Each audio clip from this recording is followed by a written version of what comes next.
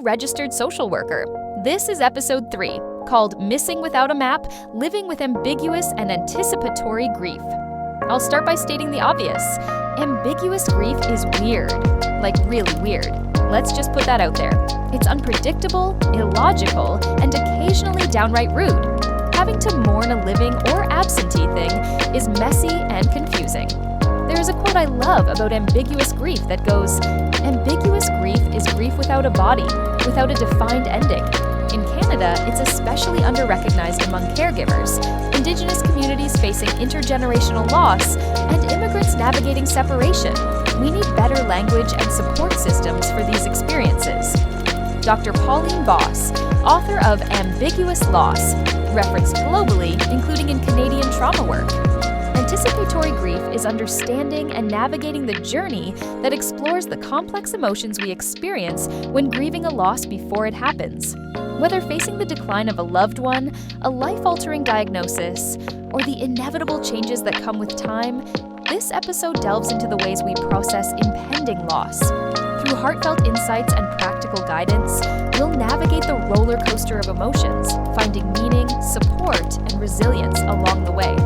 Grief Anatomy explores the wild, weird, and wonderfully complicated world of grief with curiosity, honesty, and, when it fits, a splash of humor. I'm your host, Andy, your friendly, somewhat anonymous guide through the confusing terrain of loss that doesn't always come with a death certificate. Ambiguous grief is the kind that lingers in the gray areas, when someone's physically here but emotionally gone, or when closure never shows up. Think of me as the person at the back of the support group whispering, "Wait, someone, make it make sense." This is a safe space where we talk about the big stuff, loss in all its sneaky, shape-shifting forms. That includes losing loved ones, pets, dreams, relationships, identities, homes, safety, and even the versions of ourselves we thought we were supposed to be. Because grief isn't just about death. It's about change, love, and the messy, beautiful, awkward ways we carry what and who we've lost. We'll dig into the science and statistics of grief. Yes, your brain chemistry is absolutely in on this. The cultural weirdness around it. Why do we treat it like an awkward dinner guest? And how different people, families, and cultures make space for mourning, memory, and meaning. And yes, we'll talk about the bizarre stuff too. Like, why laughing at a meme during your most shattered moment feels like betrayal, or how your brain decides right now is the time to remember something mortifying from middle school, or the well-meaning humans who say things like, "Everything happens for a reason," which may sound more like a threat than a comfort. Most importantly, this is a place where it's okay to feel however you feel, even if that feeling changes 6 times before lunch. There's no right way to grieve, and no grief Olympics, so put the medals down. Whether your grief is fresh and messy, decades old and still poking you in the ribs, silent and simmering, or just plain confusing, you're in good company and not alone. I can't promise answers. If I had those, I'd be selling them in tiny grief-shaped bottles. But I can promise community and company. And maybe a little clarity, or at least a few, "Oh my God, me too" moments. So grab a tea, a glass of wine, or that emotional support iced coffee and settle in. We're diving into the weird, tender, beautiful chaos of ambiguous grief. At Grief Anatomy, we believe inclusion and collaboration are way better than white-knuckling your way through life, or a podcast alone. Today, I've brought along a check-in buddy, co-pilot, and fellow traveler in the weird and wonderful world of grief. This brilliant, big-hearted human hit pause on their busy day to help steer episode 3. They're staying anonymous, but trust me, their brain is fabulous, their soul is generous, and their academic game is strong. Please welcome my equally exhausted and academically overachieving classmate. We are prepared. Let's begin. Hey, friends. Thank you for having me back for today's podcast. I love being the Robin to your Batman. Ha ha ha. Okay, serious voice activation. Welcome back to Grief Anatomy for the 3rd installment. The only place where we dissect grief like it's a frog in biology class, but with more crying and fewer formaldehyde fumes, I hope. Me too. Today we're deep diving into one of the more quietly devastating forms of grief, the kind that shows up before the actual loss itself. Yeah, I'm talking about anticipatory ambiguous grief, that emotional squatter that takes over your Yes, it's complex, it's very confusing. An emotional roller coaster. So we want to ensure you are safely strapped in and understand what may lie ahead. Well, I'll let our guest contributor take it from here so they can share aspects of their story and ultra-personal anticipatory grief journey. My colleague and I welcome another anonymous contributor, a lived experience guest who has firsthand knowledge of the effects of ambiguous and anticipatory grief. Thank you for inviting us to the intimate aspects of your grief. Please remember that you are not obligated to share anything you do not want to. Take all the time you need, as well as any breaks, pauses, or passes you require. Also, I wish to add that sometimes talking about it can elicit unexpected emotions, trigger feelings and thoughts we thought we had long ago dealt with, and bouts of dysregulation. When grief is brought to the forefront of our minds and reliving the situation over and over again. Be kind to yourself, and we are incredibly grateful for your attendance today. Before we get the interview started, I thought we could go over an amazing piece of literature designed for the griever. It is called The Mourner's Bill of Rights by Alan D. Wolfelt, Ph.D. The first is that you have the right to experience your own unique grief. No one else will grieve in exactly the same way you do. So, when you turn to others for help, don't allow them to tell you what you should or should not be feeling. The second is, you have the right to talk about your grief. Talking about your grief will help you heal. Seek out others who will allow you to talk as much as you want, as often as you want, about your grief. If at times you don't feel like talking, you also have the right to be silent. Number 3, you have the right to feel a multitude of emotions. Confusion, disorientation, fear, guilt, and relief are just a few of the emotions you might feel as part of your grief journey. Others may try to tell you that feeling angry, for example, is wrong. Don't take these judgmental responses to heart. Instead, find listeners who will accept your feelings without condition. Number 4, in the Mourner's Bill of Rights, you have the right to be tolerant of your physical and emotional limits. Your feelings of loss and sadness will probably leave you feeling fatigued. Respect what your body and mind are telling you. Get daily rest. Eat balanced meals. And don't allow others to push you into doing things you don't feel ready to do. Next is number 5 on the list. You have the right to experience grief bursts. Sometimes out of nowhere, a powerful surge of grief may overcome you. This can be frightening, but it is normal and natural. Find someone who understands and will let you talk it out. You have the right to make use of ritual. The funeral ritual does more than acknowledge the death of someone loved. It helps provide you with the support of caring people. More importantly, the funeral is a way for you to mourn. If others tell you the funeral or other healing rituals, such as these, are silly or unnecessary, don't listen. Number 7 in the Grieving Bill of Rights is, you have the right to embrace your spirituality. If faith is a part of your life, express it in ways that seem appropriate to you. Allow yourself to be around people who understand and support your religious beliefs. If you feel angry at God, find someone to talk with who won't be critical of your feelings of hurt and abandonment. Number 8, you have the right to search for meaning. You may find yourself asking, why did he or she die? Why this way? Why now? Some of your questions may have answers, but some may not. And watch out for the cliched responses some people may give you. Comments like, it was God's will, or think of what you have to be thankful for, are not helpful, and you do not have to accept them. Number 9, you have the right to treasure your memories. Memories are one of the best legacies that exist after the death of someone loved. You will always remember. Instead of ignoring your memories, find others with whom you can share them. And finally, the last on the Grieving Bill of Rights, number 10. You have the right to move toward your grief and heal. Reconciling your grief will not happen quickly. Remember, grief is a process, not an event. Be patient and tolerant with yourself, and avoid people who are impatient and intolerant with you. Neither you nor those around you must forget that the death of someone loved changes your life forever. please remember, you are the one who is grieving, and as such, you have certain rights that no one should try to take away from you. The Grieving Bill of Rights is intended to empower you to heal and decide how others can and cannot help during your grieving process. It is not to discourage you from reaching out to others for help, but rather to assist you in distinguishing helpful responses from the hurtful ones. Thank you for allowing my colleague and me to go over those rights that you have as a griever.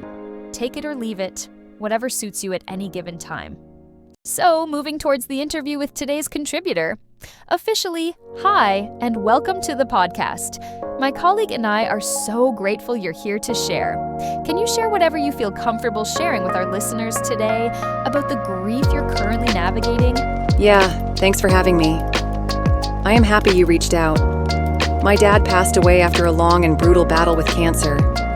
Watching that slow decline, being his primary caregiver, was really gut-wrenching for me and my family. People told me that's called anticipatory grief, but I did not know that at the time, though. I really hadn't heard that term until someone close to me tossed it my way like a life preserver. Which kind of makes sense why I was feeling what I was feeling. It's the kind of grief that seeps in way before the loss hits. This haunting awareness that an ending is forthcoming, but you still have to wake up, make breakfast, function, and do it all over again from day to day. I get that. Quote-unquote acting as yourself, but not functioning as yourself during this time of grief, something like that? Yeah, honestly, it was like I was grieving in slow motion while still trying to parent, work, and, stay somewhat human. And then when the actual loss came, boom, it hit me in a whole other way, all over again. It was still earth-shattering, even though I thought I had dealt with the bulk of it, and knowing he is not suffering anymore. A part of me was relieved his pain and suffering ended, but I was just so, broken. It actually rewired how I show up in every single relationship, including with my kids, who lost their grandpa. I didn't really see it so much then while I was in the thick of it, but I do now. I realized that grief didn't knock. It just barged in, rearranged all the furniture in my life, and left me sitting in the dark, clueless. That metaphor, though. Furniture rearranged and just you in the dark. Stark imagery, that's a whole grief mood and vibe right there.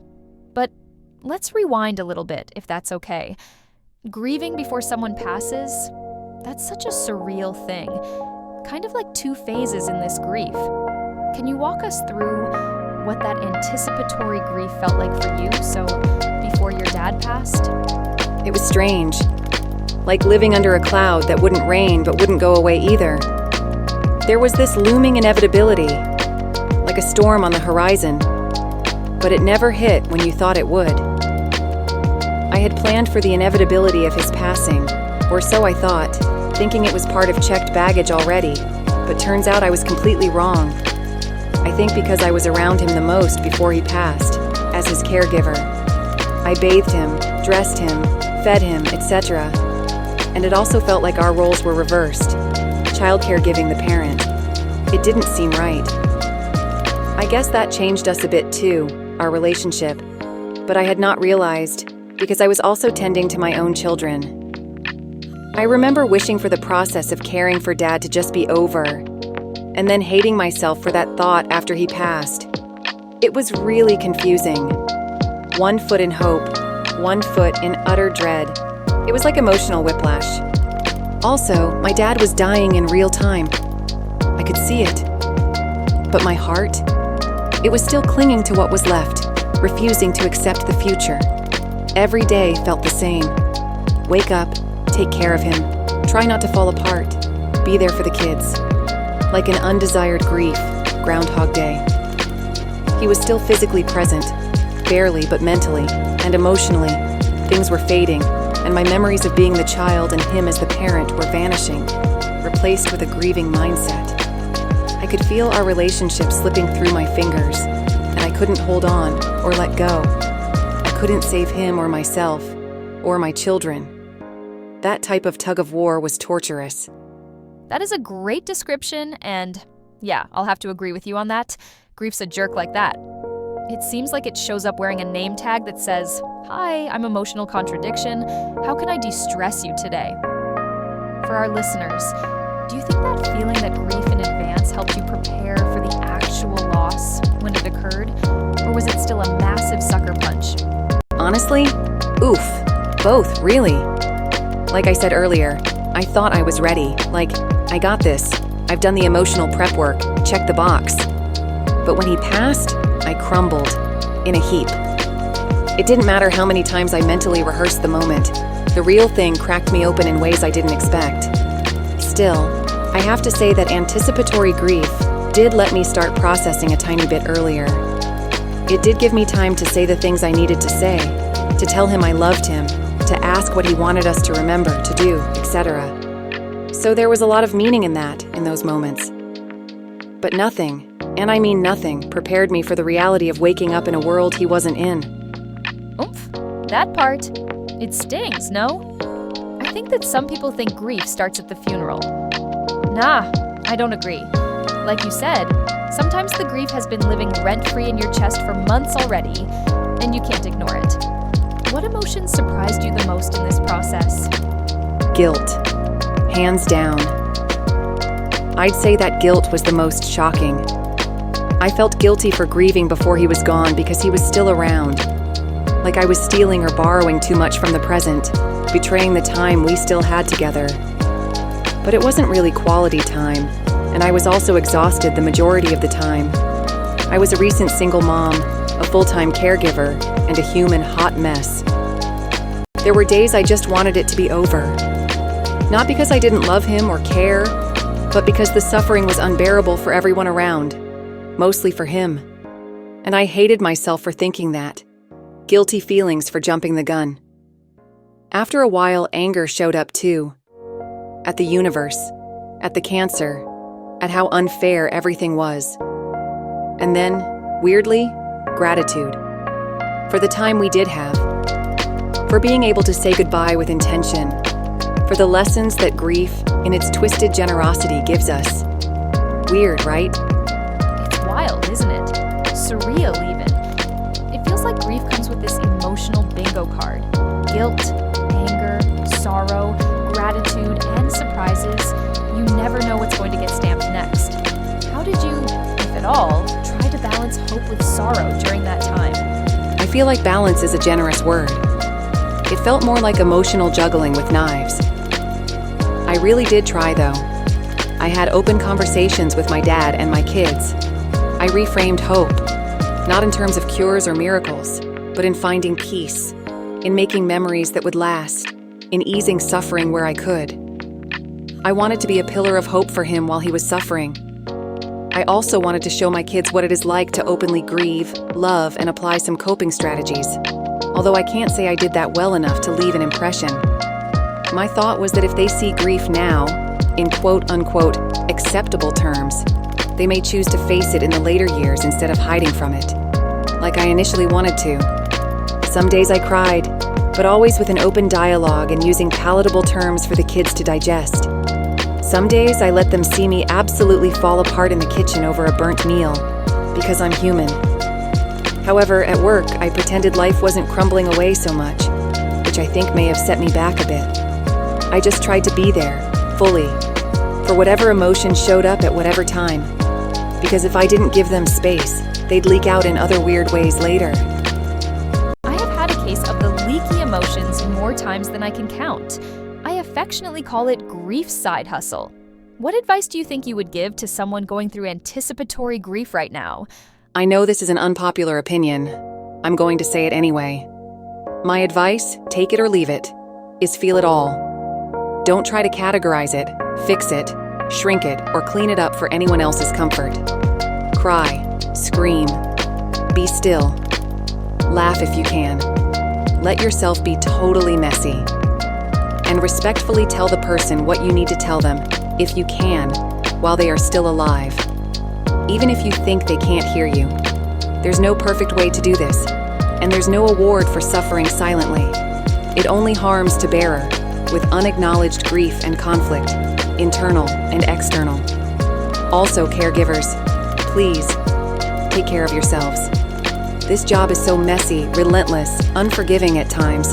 So be kind and make space for yourself, because you matter too. Grieve now, grieve later.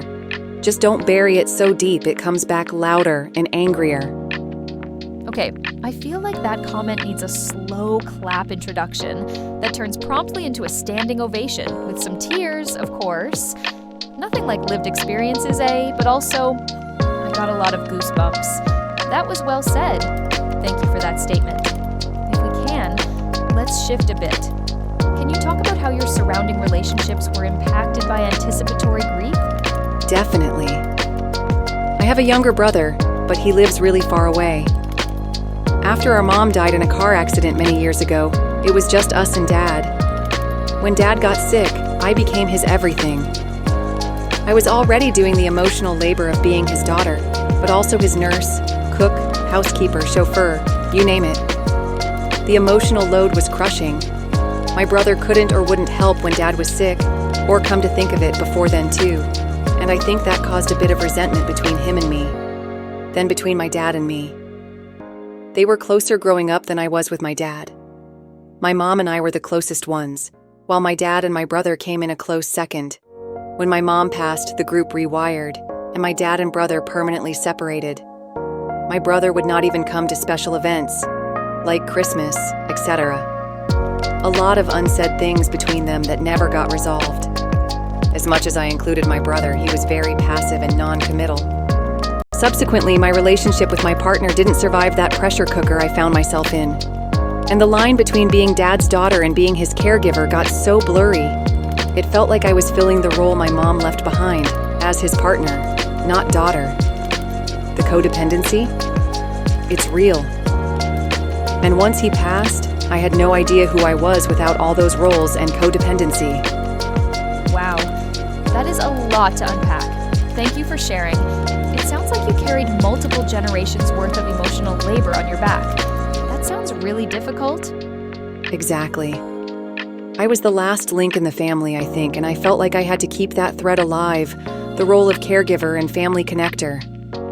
But it wasn't sustainable, especially since I have my own family dynamics to deal with. And since his passing, I've been trying to unlearn those codependent patterns that I inherited. I need to be mindful not to project those dynamics onto my kids is really hard. But I think I may have projected these patterns with my ex-partner, and that is why I believe we are no longer together. I want to stop this cycle of emotional overfunctioning, of being the family's grief sponge and holder of things together. It sounds like you've done some real soul excavation and put healing at the forefront in your life. These things are not easy to do. I am happy you are addressing them in your time and pace. How do you think this journey has reshaped your relationships? I have had a lot of time to reflect, and I seem to be currently focusing on my surrounding relationships, like with my brother, children, and what happened in my past partnership, so I can finally and hopefully grow and heal from it. I see gaps in many of my relationships. I also see now how much I neglected my ex-partner in certain ways, how I leaned too much on my eldest child for support, and how I overfunctioned to compensate as well. I'm trying to course correct where I can. I've started therapy, I've built some new support systems, and I've learned that my grief deserves room to explore and acknowledge. I don't have to be the emotional life raft for everyone else while I'm drowning. So many of my relationships were messed up through family dealings, but also since my parents died, with the codependency. And that, right there, is the anthem of caregivers everywhere. They give so much of themselves, and then some more. Where it comes from, I don't know, but the strength they possess is admirable. Can you tell me a little bit about what some of your coping strategies were that helped you shift gears? Honestly, roller coaster comes to mind. I had to completely crash first, before I could look at aspects in my life and why they were functioning the way they were. I coped by being super busy until I couldn't busy myself anymore. Then the waves of elation and massive crashes came, hitting me super hard. Days that I couldn't even get out of bed, or was hyperfixated on past events or overthinking conversations. To say I was a train wreck during that time is a bit of an understatement. Eventually, with therapy, small acts of care, introspection, and support from friends, even just coffee and walks, I began to feel like myself again. Letting myself feel the feelings instead of avoiding them was the game changer of all game changers. Caffeine and the outdoors? I swear, the most underrated form of grief therapy there is. Do you think this all sounds like possibly a textbook sandwich generation struggle? For context, this sandwich generation refers to people, often in their 30s to 50s, who are sandwiched between caring for their aging parents while also raising their own children, or financially, emotionally supporting adult kids. They're essentially caregiving in both directions. This group experiences significant emotional, physical, and financial stress, since they're managing two very different sets of needs, elder care and child care, while often trying to maintain a job, relationships, and some sliver of personal well-being. In grief work, the sandwich generation often faces anticipatory grief for their aging parents, while also dealing with ambiguous grief tied to role loss, burnout, and sometimes strained family dynamics. It's a heavy mental load that can feel isolating and under-acknowledged. Correct me if I am wrong, but it sounds like you were the peanut butter holding together your aging parents and young kids, with no rest, no pay, and all the emotional baggage. How do you even start to reclaim yourself? I don't know yet, honestly. I'm trying every day. One day at a time. Actually, it started with 1 millisecond at a time. Then it morphed into moment to moment, then rested on 1 day at a time. That is where I am at the moment. Small victories, resulting in reclaiming myself. I remind myself I'm not just the role that I am assuming. I'm a person, a human being trying to navigate life's difficulties and messy ups and downs. Some days that's more than enough for me, because I see where I was in the earlier days, so it is enough for me for now. I hear you, and you are the expert in your own life. So if you say that it is more than enough, I wholeheartedly agree and support you. Thank you for your courage, your honesty, and your humanity today. You've reminded us that anticipatory grief isn't just about the dying part of things. It's about the living, the surviving, and the reckoning. You are not alone in this journey. Prioritizing your health, even if it comes late, is still an act of radical hope and love. It feels like you're walking the tightrope between survival and self-respect, and you're doing it in 4-inch heels. So bravo and kudos to you. That balance and resilience you're tapping into, that's not luck. That's the product of hard work, the kind that comes from living through love, loss, and everything in between. And you said it perfectly. Starting is hard, but continuing, that's next-level bravery. You should be and feel proud. And here's the thing. Grief studies show that anticipatory grief, the kind that shows up before a death while your loved one is still alive, is just as intense, if not more emotionally chaotic, than post-death grief. But unlike what follows a funeral, maybe cards, support, etc., anticipatory grief brings crickets. No one knows what to do. But what you said earlier really hit me. The idea that guilt was the most surprising emotion. Can we go back there for a second and unpack that a little more? Oh yes, of course. That's where it gets messy and interesting. I felt guilty for absolutely everything. For grieving too early. Not grieving enough. How I was grieving. Moreover, it brought back memories of my mom. She died quickly in an accident, so I didn't have to sit with it like I did with my dad. There was guilt dropped everywhere for not being present enough for my other family, my ex-partner, my mom, my brother, and my kids. It is so complex, mourning deeply while my dad was still alive, which felt like a huge betrayal of the time we had left. But I feel good now about the process. It took time, though. Time I didn't think I had. Logically, I knew that wasn't fair to myself, but logic takes a vacation during grief, right? I just didn't want to live with regrets. I wanted to be the good child, the perfect daughter at the end, like there was a gold star waiting for me. There wasn't, obviously, but I kept chasing it. Oh yeah, 100% understandable. The good child syndrome. That performative pressure we put on ourselves to earn an A+ in end-of-life caregiving, as if grief is graded. I wonder who would grade it. It sure does sound like an emotional tug-of-war, trying to be fully present with someone who's dying, while your heart is already practicing the goodbye speech. That's a doozy. Exactly. And it wasn't just about the parent-child family stuff either.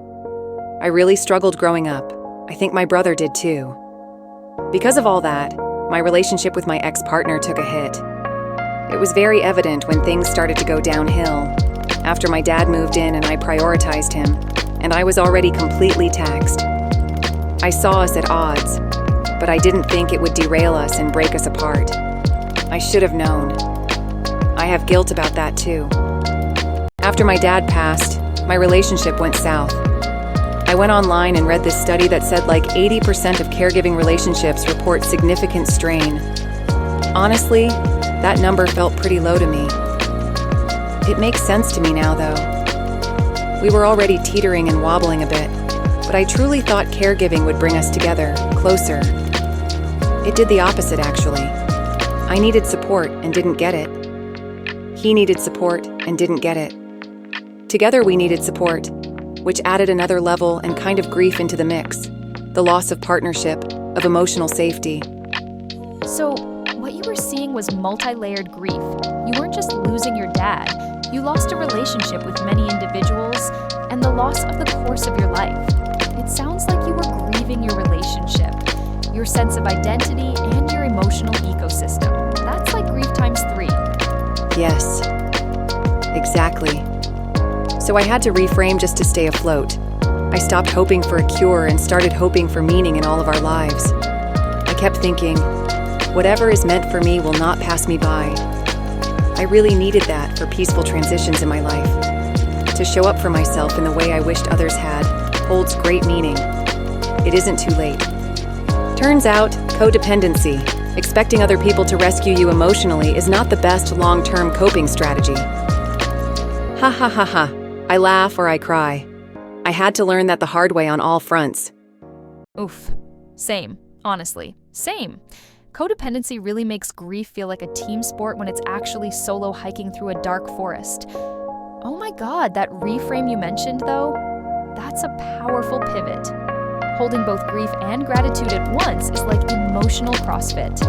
It's not easy, but it's real. You are also telling us and showing us it can be done. What's something you've learned about yourself in all this?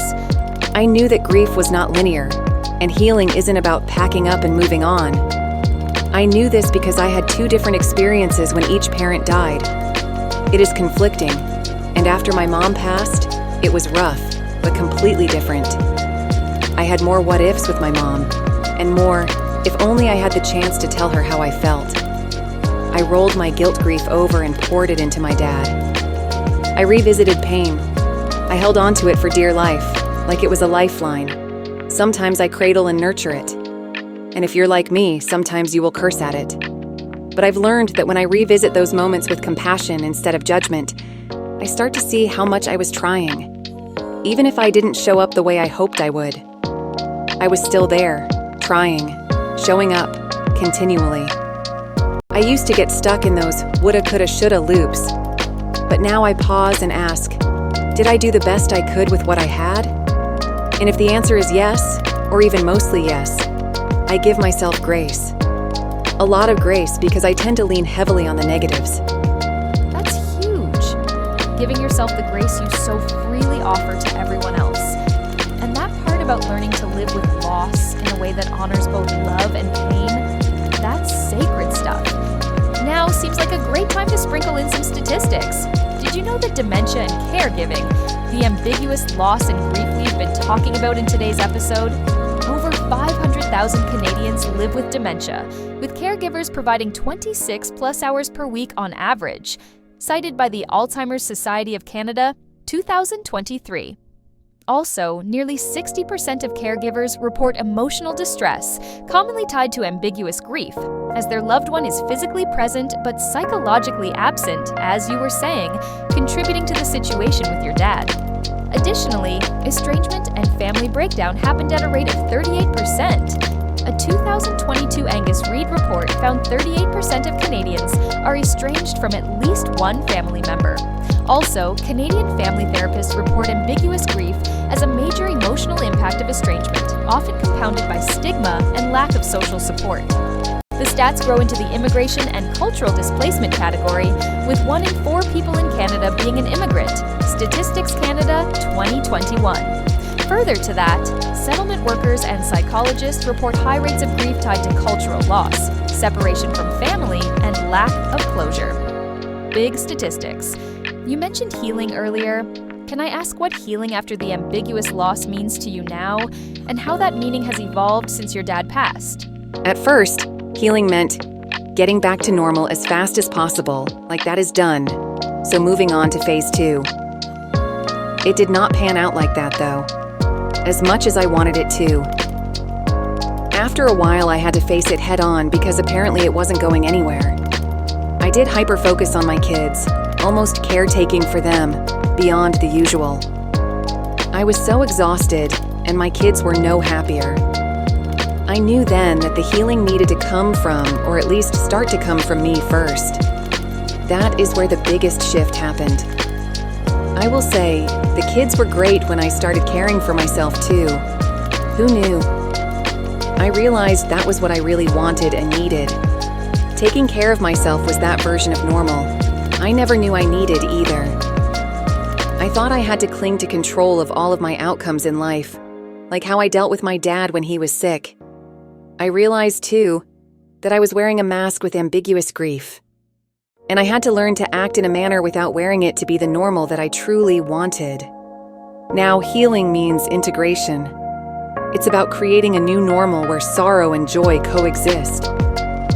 I don't try to evict my grief anymore or cast it away into banishment land. I make space for it at the table. It's quieter now, less disruptive, and no more masking. But it's still there. It's always there. Yes, cohabitation. Eventually, you learn to live together, setting boundaries. Awesome work. Did you experience any unexpected moments of joy or peace along the way? Yeah, absolutely. At the time, I did recognize it, but I can see it now, especially with my kids. We talk about my dad freely and openly. We've reframed the memories. They're not weighted anymore. They're warm and inviting, even the harder stuff. Nothing is off limits. As I stated before, when I shifted the focus to myself, it started to change my perspective slightly. Then, because of that, it felt like moments of peace entered, then eventually joy. And with my brother, I am trying to let go of how I thought we both should have acted and behaved. I reflect on the fact that I did not know his thoughts, feelings, and mindset at any given point. So I built and filled in a narrative with my own thoughts and negative feelings. Doing this helps me sort my anger and frustrations over the topic. I also realized I was holding on to a lot of resentment and grief being the sole provider, but I was also being a martyr about it. By easing that burden, it feels like the heaviness has started to lift and will continue to do so with this mindset moving forward. It is nice that we are leaving the door open and the conversation natural for now, to give ourselves a break. I love that. You're actively keeping his memory alive without anchoring it in pain. Have you thought about creating a photo album with your kids, one they curate themselves? A grandpa through our eyes kind of thing? Just a thought I had.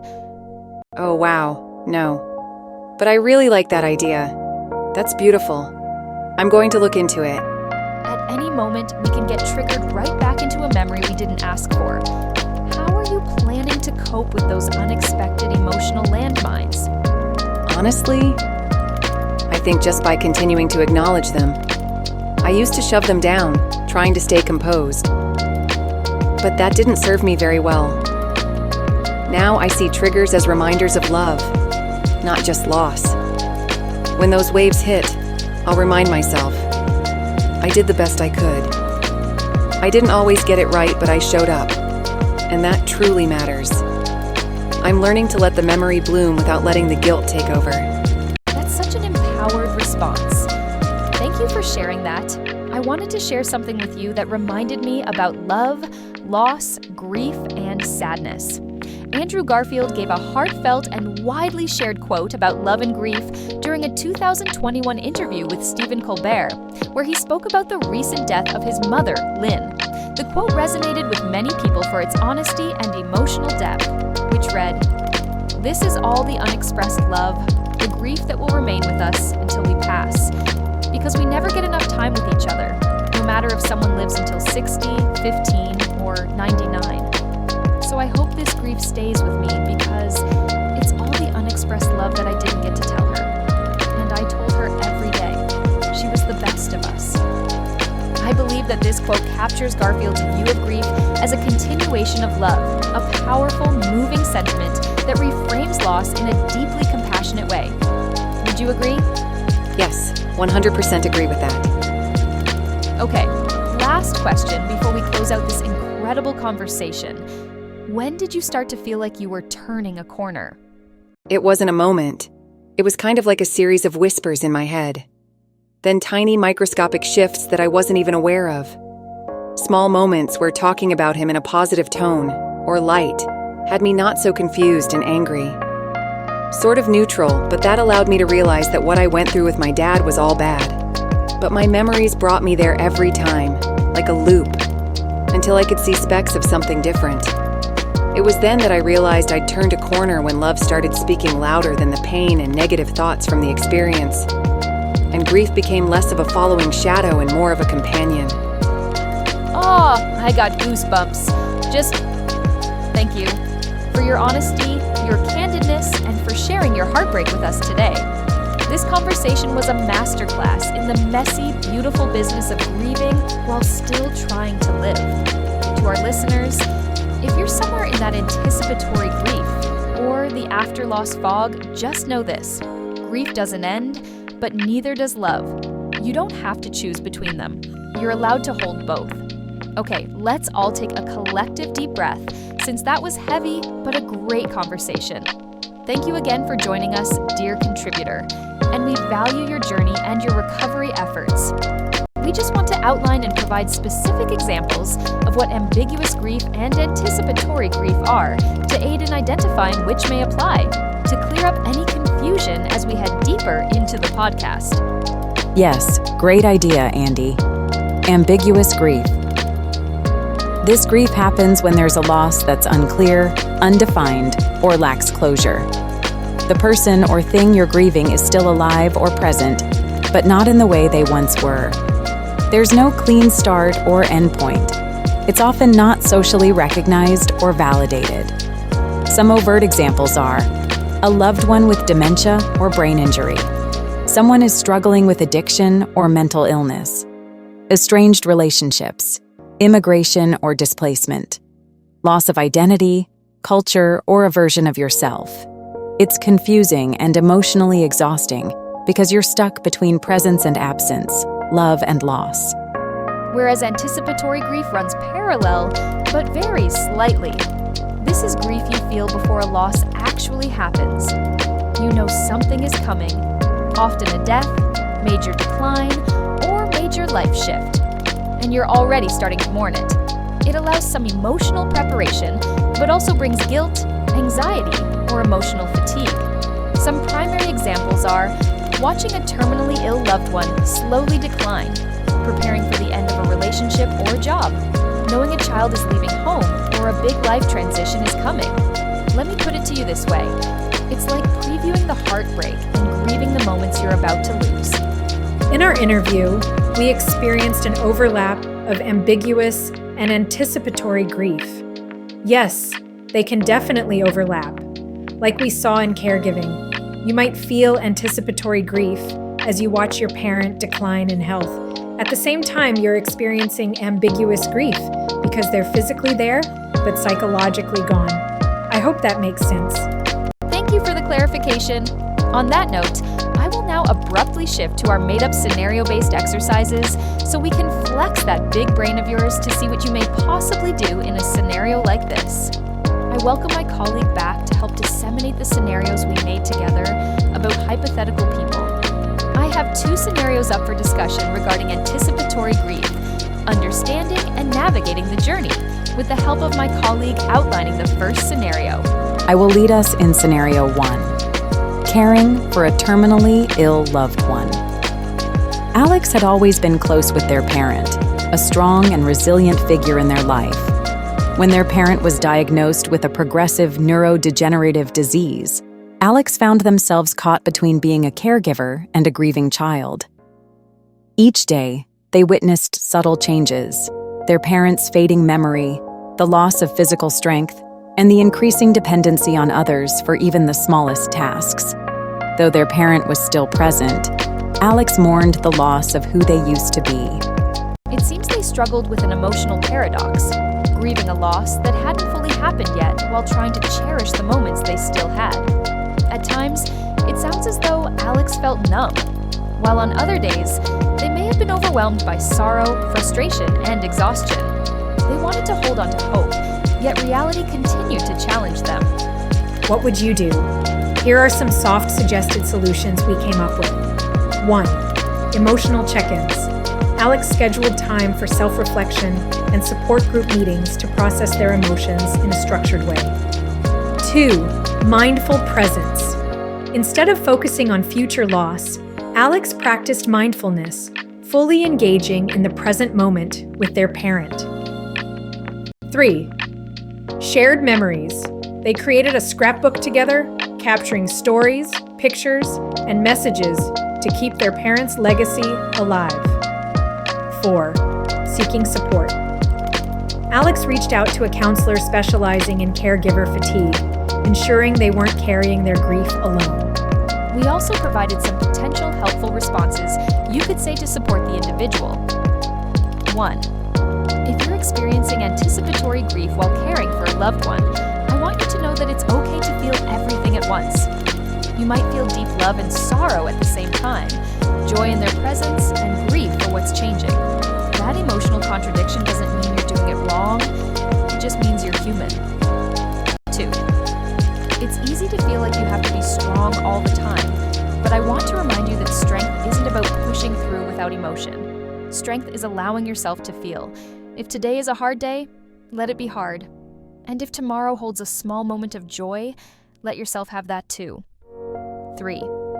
Taking care of someone you love can feel like carrying a weight you were never prepared for. You don't have to carry it alone. Whether it's a support group, therapy, or even a close friend, letting someone in to hear your grief is an act of self-care. You deserve that support just as much as your loved one does. 4. You might feel guilt for grieving while your loved one is still here, but please know this. Anticipatory grief isn't a sign that you're giving up on them. It's a sign that you love them so deeply that you're already mourning the space they'll leave behind. Be gentle with yourself in that. 5. One way to cope with this experience is to find small, intentional ways to connect. Even if conversations have become difficult, even if words fail, presence is powerful. Holding their hand, sharing a favorite song, sitting in silence together, those moments matter. 6. And for those of you struggling with exhaustion, please hear this. Caregiving is emotionally and physically demanding. You are still allowed to rest. Resting does not mean you love them any less. Now for a different scenario. Anticipating the loss of a close friend. Jordan and their best friend Sam had been inseparable since childhood. When Sam was diagnosed with an aggressive illness, Jordan struggled to balance their sorrow and their desire to be a source of strength. Every conversation felt precious, yet Jordan found themselves retreating emotionally, afraid that truly facing their grief would make it unbearable. They felt guilt for thinking about life after Sam, as though preparing for the inevitable was a betrayal of their friendship. Jordan found themselves cycling through emotions: anger at the unfairness, sadness at losing a future they had imagined together, and guilt for sometimes feeling emotionally exhausted. They struggled with how to show up in a way that felt both authentic and supportive. Again, we have some soft suggested solutions for you, and they are as follows. 1. Have open conversations. Jordan and Sam began to have honest discussions about their fears, hopes, and cherished memories, allowing space for both joy and grief. 2. Provide balanced support. Jordan learned to ask Sam what they needed rather than assuming, ensuring their support was aligned with Sam's wishes. 3. Give self-compassion practices. Acknowledging their emotional fatigue, Jordan practiced self-care rituals, from journaling to quiet walks, to maintain their well-being. 4. Celebrate the present. Instead of focusing solely on loss, they prioritized making new, meaningful memories together, reinforcing their connection. Of course, we came equipped with some potential helpful responses, you could say, to support the individuals. 1. Losing a friend before they're gone is one of the most complex griefs to carry. There's no roadmap for how to navigate it, and the mix of emotions, fear, guilt, sadness, even anger, can be overwhelming. Whatever you're feeling right now, it's valid. 2. If you're struggling with how to show up for a friend who's terminally ill, know this: you don't have to have the perfect words. Sometimes, just being there is enough. It's okay to laugh with them, to make new memories, to hold space for the moments that feel normal even in the midst of everything else. 3. It's natural to feel guilt when your mind drifts toward the future when you think about what life will look like without them. But please, don't punish yourself for being human. Thinking about life after loss doesn't mean you're abandoning them. It means your heart is trying to make sense of something excruciating. 4. If you feel yourself pulling away because the grief is too overwhelming, take a deep breath. Remind yourself that love and presence matter more than finding the perfect way to handle this. You don't have to be a perfect friend, you just have to be their friend. 5. And when you're feeling emotionally drained, when you need a moment to step back, I want you to give yourself permission to do so. Caring for someone through illness doesn't mean sacrificing your own well-being. You matter too. Our interview contributor brought up some valuable points and insight. So, in this section, we think it is important to understand caregiver fatigue in anticipatory grief, since such a large number of people experience it, or know of individuals experiencing it. You could be a support and ally during this difficult time for the person. Yes, we strongly believe that caring for a loved one with a terminal illness or degenerative condition brings an emotional weight that is often overlooked. While caregivers pour their energy into supporting someone else, they may neglect their own mental and physical health, which is most often the case. The prolonged stress, emotional exhaustion, and constant state of anticipatory grief can lead to burnout, depression, and a loss of personal identity, as you heard in the interview today. This may be new or old information, but a reminder is always appreciated in the podcast. Some key challenges faced by caregivers to be aware of. 1. Emotional drain. Watching a loved one decline while trying to stay strong. Second role, reversal. Adjusting to becoming the primary decision maker and caretaker. 3. Social isolation. Struggling to maintain relationships outside of caregiving responsibilities. 4. Guilt and anxiety. Feeling they are not doing enough or fearing the inevitable loss. Additionally, some things to look out for while navigating caregiver fatigue. 1. Set boundaries. Prioritize self-care without guilt. Schedule breaks and accept help from others. 2.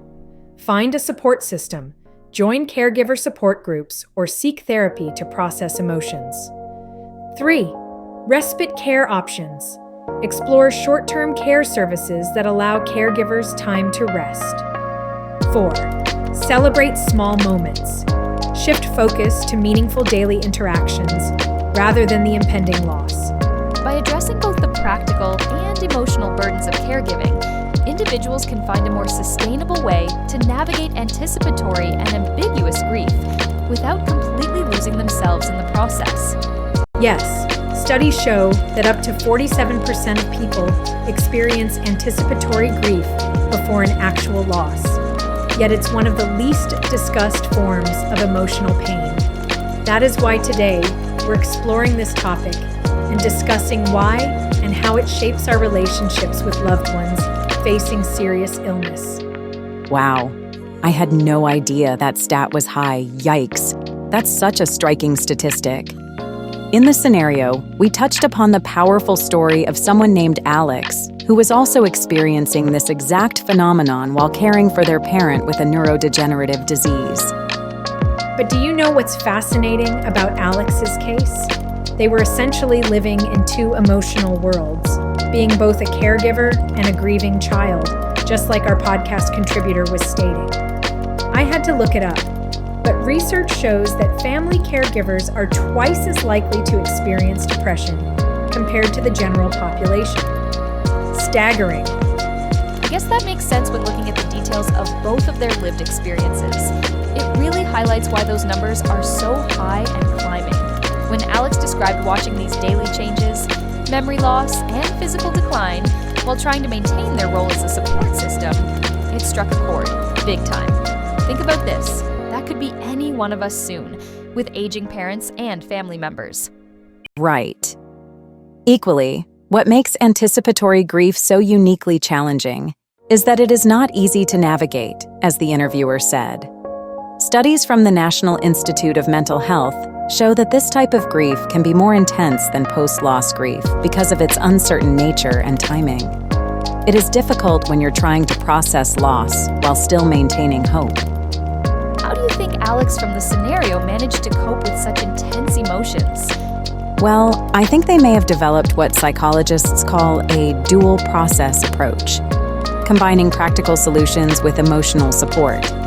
They said that they joined a support group and, interestingly enough, created a memory preservation project with their parent, which I think would be so amazingly supportive and helpful for the process.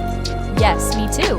I think that Alex worked with a counselor specializing in caregiver fatigue, which is crucial because research shows that 40 to 70% of caregivers show significant signs of depression. But there was another story that really illustrated a different aspect of anticipatory grief, Jordan's experience with their friend Sam, where the relationship, role, and responsibilities are vastly different than that of Alex and our podcast interview. Yeah. Jordan's situation highlighted what psychologists call disenfranchised grief, where the loss isn't widely recognized or validated by society, but it is a significant loss to the person nonetheless. They were dealing with this intense internal conflict while trying to maintain normalcy in their friendship. Jordan used what therapists call proactive coping. They learned to have open conversations with Sam about their feelings, which actually aligns with research showing that honest communication can reduce anxiety by up to 30% in these situations. It makes sense. Studies show that people who engage in open dialogue about anticipated loss report feeling more connected to their loved ones, despite the difficulty of those conversations. Jordan and Sam's experience really validates this research. Practical aspects of managing anticipatory grief point to 3 key approaches: structured support systems, creative memory preservation, and mindfulness practices. Both Alex and Jordan unknowingly followed this evidence-based framework, which has been shown to reduce anxiety symptoms by up to 45% in similar situations. Those tangible connections seem really important for grounding people during such emotional turbulence. That is why neurological research shows that engaging in concrete activities, like creating memory books or establishing routines, can help regulate the emotional centers of the brain during periods of anticipated loss. And it is pretty clear that people who participate in support groups during periods of anticipatory grief show a 60% improvement in their ability to cope with daily challenges. Both Alex and Jordan found different ways to tap into community support, which proved crucial for their emotional well-being. Moreover, the Journal of Palliative Care shows that communities with open dialogue about anticipatory grief report better outcomes for both caregivers and patients. It's about creating what experts call grief-informed spaces where people feel safe expressing these complex emotions. Studies tracking long-term emotional adaptation show that people who go through anticipatory grief often develop more sophisticated emotional coping mechanisms. They learn to hold what psychologists call emotional ambiguity, the ability to experience seemingly contradictory feelings simultaneously. Additionally, research shows that people who successfully navigate anticipatory grief often develop stronger resilience for future life challenges. It's not just about surviving the experience. It's about developing emotional tools that serve us throughout our lives. Positively looking ahead, experts predict we'll see more focus on anticipatory grief as our population ages, and medical advances extend the period between diagnosis and loss. Understanding these experiences now helps us better prepare for these challenges in the future. well. That is a great segue into resources and support, as we do not like to leave our listeners unequipped. We sourced some great information, take it or leave it, about anticipatory ambiguous grief. While this type of grief can be an overwhelming and isolating experience, there are many resources available to help navigate this emotional journey. Here are some sources of support and guidance. 1. Support groups and counseling. We would be remiss and neglectful if we did not start with the tried and true method of support, specifically in the arena of counseling, especially since we are social workers. Hospice and palliative care services are a great option. Many hospice organizations offer anticipatory grief counseling and support groups for families and caregivers, like Canadian Hospice Palliative Care Association, CHPCA, www.chpca.ca, National Hospice and Palliative Care Organization, NHPCO, US, www.nhpco.org, local grief support groups. Many community centers, religious organizations, and mental health clinics offer in-person and virtual grief support groups. Individual therapy. Therapists specializing in grief can help process complex emotions. Websites like Psychology Today, www.psychologytoday.com, can help find local therapists. 2. Books and articles is a secondary suggestion and equally as important. The Anticipatory Grief Handbook by T.J. Wray, a compassionate guide for those experiencing grief before a loss. It's Okay That You're Not Okay by Megan Devine. While focused on grief in general, it offers valuable insights into living with loss. A Grief Observed by C.S. Lewis, a raw and reflective book on love and loss. 3rd, online communities and helplines was a shift in support and resources, as some people live in a world where this is their go-to method of support. No judgment, just want to be supportive to all of our listeners. Grief.com offers resources, forums, and expert advice. Reddit r/griefsupport, an online space for people to share their experiences and find comfort in community.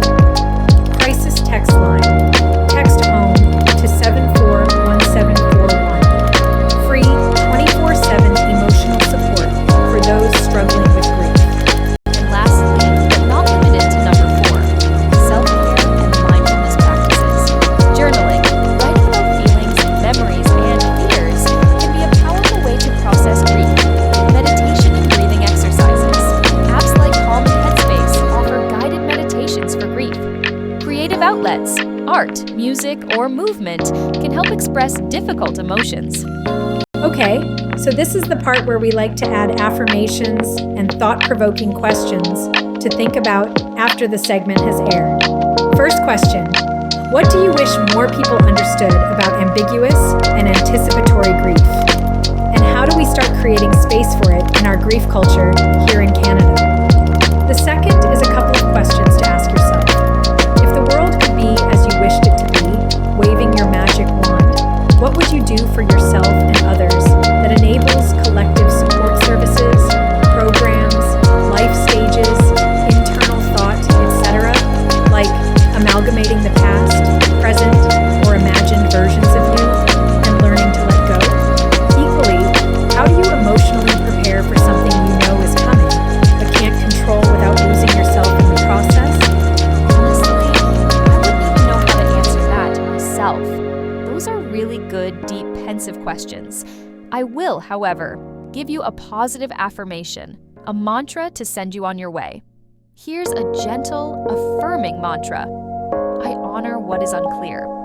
I grieve what hasn't happened and what's already slipping away. I hold space for love without answers, and I trust that even in uncertainty, my heart knows how to carry on. Or our slightly shorter version, if you want to remember, while taking deep diaphragmatic breathing. Even when the loss is blurry, my love is real. I can hold grief and hope at the same time. Thank you for joining us for another episode about grief. And that, my friends, is Ambiguous and Anticipatory Grief, a roller coaster you didn't buy a ticket for,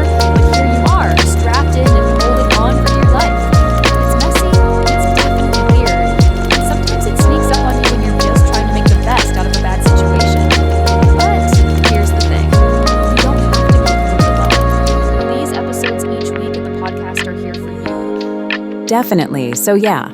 Whether you're crying in your car, stress baking questionable muffins, or just staring blankly at the wall wondering what day it is, you're doing just fine. Remember, it is okay to not be okay. Grief doesn't come with a rule book, and if it did, I'd probably tell you to throw it out anyway because the journey and story success rates vary by person and circumstances. No grief is exactly the same. I want to thank my guest contributors. Always a pleasure conversing with grief comrades and educated experts, like my colleague and my interviewee. If this episode resonated with you, help this channel grow by subscribing, sharing, liking, and/or commenting. Let's keep this grief dialogue going, because there are so many stories to tell and hear. It's how we grow and learn as a community.